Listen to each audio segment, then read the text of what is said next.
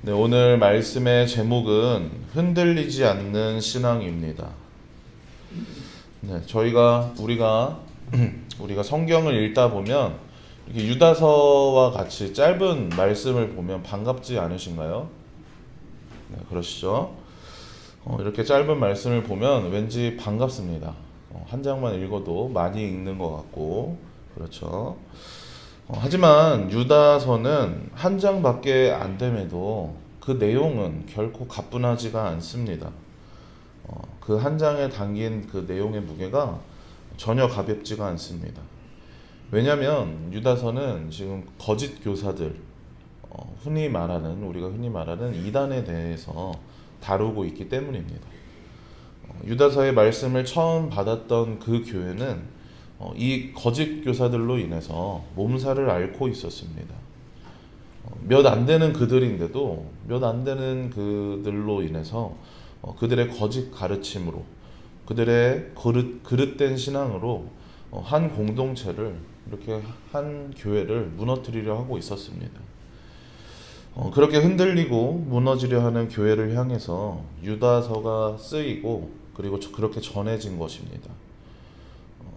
그냥 간단하게 그 사람들 내쫓으면 되지 않냐라고 생각하실지 모르지만 그게 쉽지 않습니다. 왜 그러냐면 거짓 교사라 하는 자들, 그들의 말이 그럴듯하기 때문입니다. 들어보면 뭔가 말이 되고 뭔가 납득이 되기 때문에 그들을 쉽사리 정죄할 수가 없습니다. 그렇게 내쫓을 수가 없는 겁니다.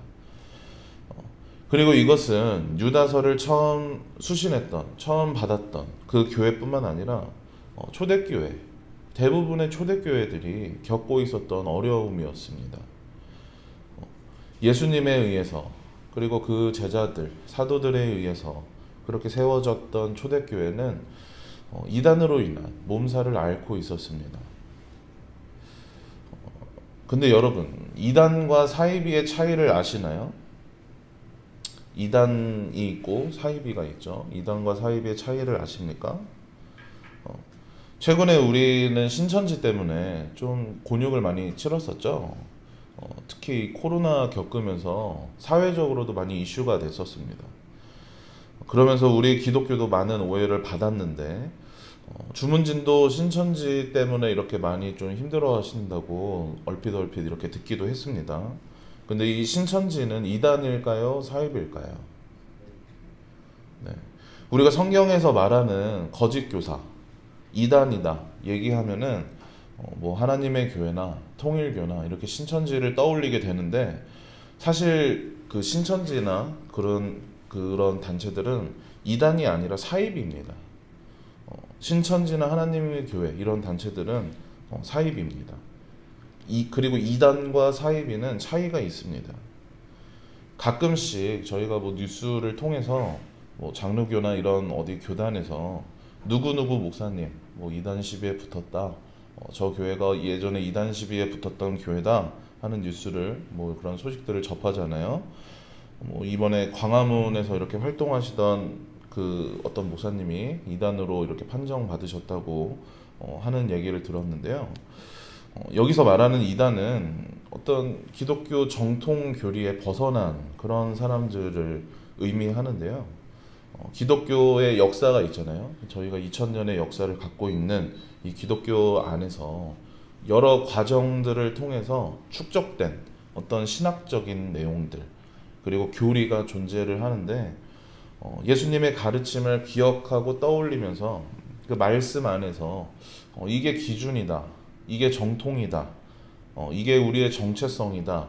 하는 그런 교리가 존재합니다. 거기서 벗어나서 다른 이야기를 하는 자들을 우리는 이단이라고 하는 겁니다. 기독교라는 이름을 갖고 있지만 그 정통교리에서 벗어난 다른 말을 하는 사람들, 그들이 바로 이단인 겁니다. 그래서 누구 목사님이 이단 판정을 받았다. 뭐 이렇게 얘기를 한다면 신천지 같은 집단과 이제 동일하다는 의미가 아니라 그것과는 좀 다른 의미에서 이단이라고 말하는 겁니다. 그러면 사이비는 무엇이냐면 간단하게 말하면 기독교라고 할 수 없는 자들, 기독교라고 할 수 없는 집단을 사이비라고 부릅니다. 기독교의 어떤 한 종파도 아니고, 저희가 교단이 많이 나눠져 있잖아요. 그런 어떤 한 교단이나 한 종파도 아니고, 그러니까 비슷한 무언가도 아닌 완전히 다른 종교들, 완전히 다른 종교를 사이비라고 부릅니다. 그렇다고 뭐 불교나 유교 뭐 이런 거를 저희가 사이비라고 부르지는 않지만, 뭐 신천지나 그런 집단들을 사이비라고 부르는 이유는 그들이 반사회적이고, 그리고 가정을 해치고 공동체를 해치는 그런 특성을 갖고 있기 때문인데요. 뭐 자기가 재림 예수다, 뭐 아버지 하나님이 아니라 어머니 하나님이다 하면서 예수 그리스도를 구주로 고백하는 게 아니라, 예수 그리스도를 고백하는 게 아니라 한 개인을, 어떤 한 사람을 그리스도로 고백하는 식으로 이렇게 전혀 다른 종교를 사이비라고 부릅니다. 네, 이렇게 사이비와 이단이 다른데요. 그러니까 오늘 본문에서 말하는 거짓 교사들, 그 이단들, 8절에서 말하는 육체를 더럽히며 권위를 업신여기며 영광을 비방하는 저들은 사이비가 아닌 것이죠. 이단인 것이죠.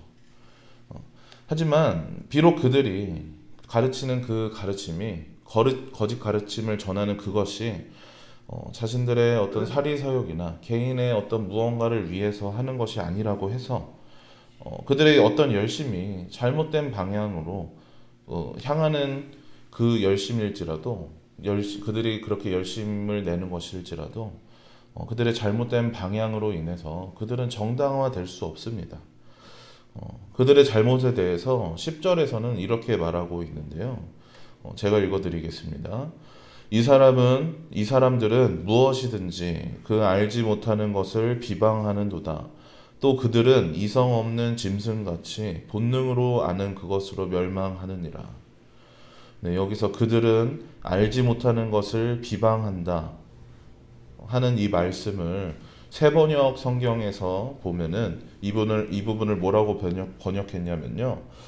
자기들이 깨닫지 못하는 것은 욕한다 라고 번역했습니다. 네, 그렇습니다.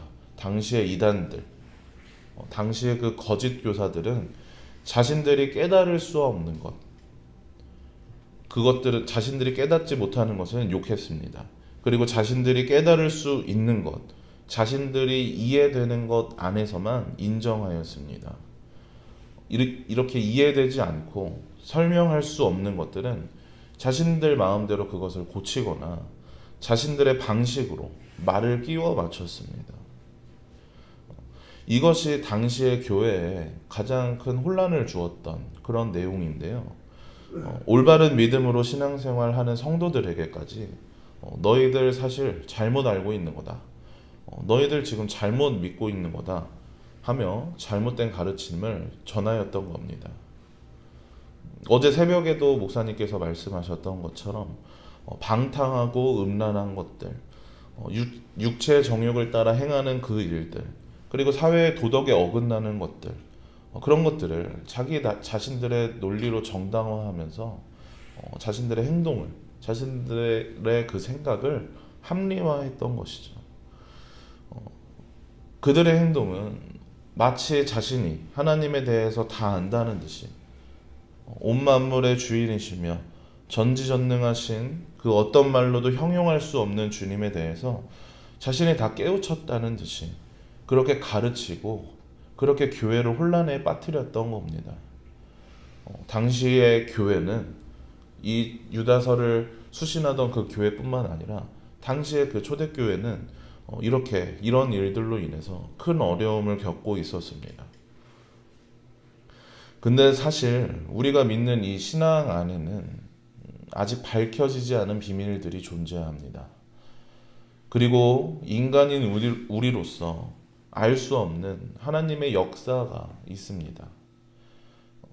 예를 들면 복음서에 이렇게 기록되어 있는 예수님께서 행하신 그 기적들, 예수님이 보리떡 5개와 물고기 2마리로 수천 명을 먹이신 일들, 죽은 나사로가 살아난 일들, 물이 포도주로 변한 일들, 이것들 우리가 믿음으로써 고백을 하지만 이것을 증명하고 이루어진 과정들 저희가 이해할 수는 없잖아요. 그쵸? 보리떡을 5천 명에게 나눠줬다는데 이게 뭐 뗄 때마다 늘어난 건가요? 아니면은 뭐 어떻게 나눠준 건가요? 우리가 이것을 믿음으로 고백하지만 머리로는 이해할 수는 없습니다. 이렇게 우리로서는 인간인 우리로서는 알 수 없는 영역이 존재합니다. 이 예로 드는 그런 이야기가 있는데요. 무엇이냐면 우리 하나님께서 전지전능하신 분이심을 믿으십니까? 네, 그 전지전능하신 분께서 하시고자 한다면 할 수 없는 것이 없는 분이심을 믿으시죠? 네, 그 무엇도 만들어내실 수 있는 분이십니다. 그렇다면 만약에 그 하나님께서 어떤 물건을 만들었는데 어떤 돌을 만들었다고 합시다. 그 어떤 돌이 그 누구도 움직일 수 없는 돌입니다. 그런 돌을 하나님께서 만들었다고 우리 가정해 보는 겁니다. 그럼 그 돌을 그 누구도 움직일 수 없는 그 돌을 하나님께서는 움직이실 수 있을까요? 네. 전지전능하신 하나님이 만드신 그 누구도 움직일 수 없는 돌 그것을 만약에 하나님께서 움직이신다면 그 돌은 누구도 움직일 수 없는 돌이 아니겠죠. 그 돌을 모두 움직이셔야 하죠. 근데 하나님이 돌을 못 움직이시면 그게 전지전능하신 게 맞나요? 불가능이 없으신 분인데 누구도 움직일 수 없는 그 돌, 하나님이 만드신 그 돌을 움직이지 못하신다는 게 그게 전지전능하신 게 맞나요?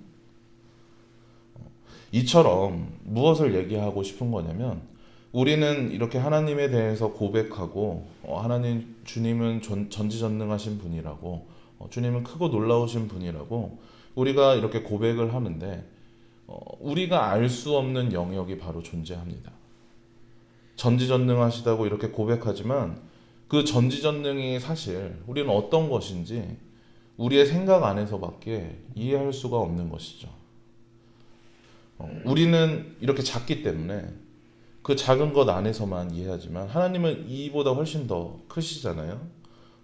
우리로서는 다 상상할 수조차도 없는 그 이상의 분이시기 때문에 우리가 알 수 있는 것은 그분의 작은 조각, 그 주님의 정말 작은 부분들만 우리가 알 수 있기 때문에 우리의 믿음 안에서 그렇게 알 수 없는 부분들까지 인정하면서 그것을 고백하는 겁니다. 우리의 믿음에는 그 알 수 없는 부분들을 인정하는 것까지 포함되어 있습니다.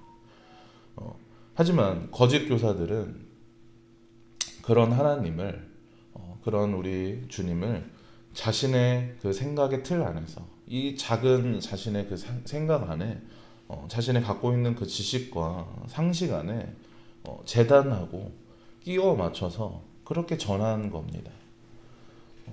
다 알 수 없는 주님을 다 아는 것처럼 다 아는 듯이 그렇게 전한 겁니다.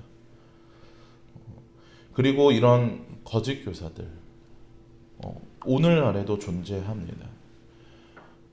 오늘날뿐만 아니라 기독교의 역사 내내 우리가 지금까지 이어져 온 이 기독교 역사 내내 교회 안에는 거짓 교사와 이단들 그리고 잘못된 지식들 전하는 그들이 존재했고 그렇게 교회를 흔들려고 했습니다.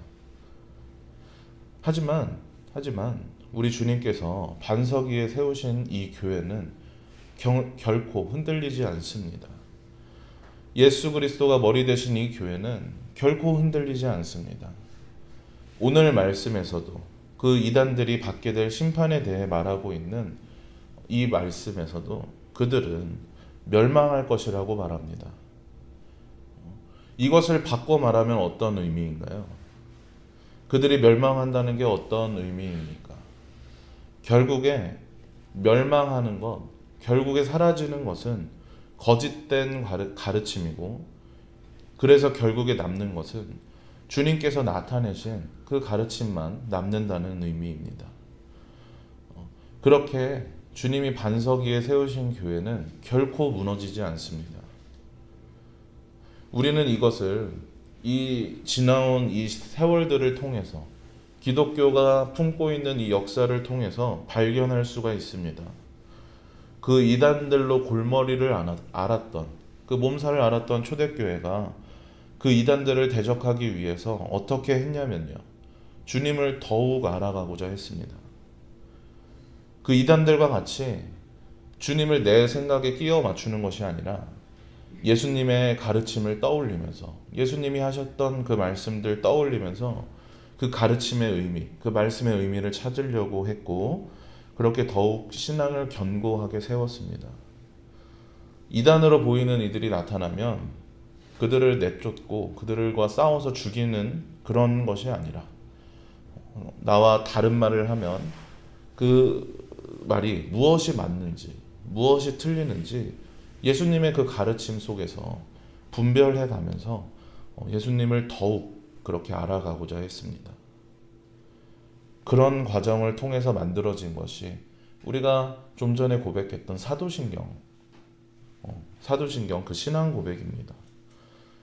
그 이후에도, 그것이 사도신경을 고백하고 그것을 만들어낸 이후에도 교회는 계속해서 예수님을 알아가고자 했고, 그 힘든 과정들, 그 어려운 과정들, 그렇게 거쳐서 교회는 2000년을 이어왔습니다.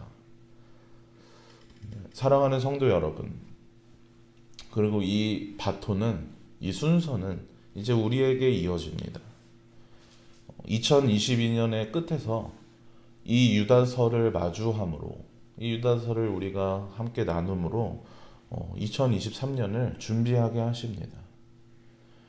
멸망하고 사라지는 것, 결국에 사라지는 것은 거짓된 가르침이고 거짓 교사임을, 주님의 교회는 결코 흔들리지 않고 무너지지 않음을, 그렇게 승리는 주님께 있음을 우리에게 말씀하십니다. 이를 위해서 우린 주님을 더욱 알아가야겠습니다. 우리가 믿음으로 고백하는 주님에 대해서 더욱 알아가야겠습니다. 그 과정이 쉽진 않을 겁니다. 그리고 우리가 알 수 있는 것보다 알 수 없는 것들이 더 많을지 모릅니다. 하지만 그런 찬양이 있죠. 다 알 수 없어도 나 알아가리라 하는 그 찬양의 가사처럼, 알 수 없어도 그 알 수 없는 것을 알아갈 때까지 끝까지 알아가는 여러분들 되시길 바랍니다. 물론 이렇게 지식적으로 많이 안다고 해서 신앙이, 믿음이 좋다는 걸 의미하는 건 아닙니다. 알아가는 그 지식만큼 신앙도 커져야 하겠고, 커져가는 그 신앙만큼 지식도, 주님을 아는 그 지식도 더욱 커져야 할 것입니다. 그것이 바로 건강한 신앙이고 건강한 믿음입니다. 그렇게 주님 알아가시며 건강한 신앙 세워가시는 그런 여러분들 되시길 바랍니다. 우리 2023년이 그렇게 건강한 신앙생활하는 시간들 됐으면 좋겠습니다.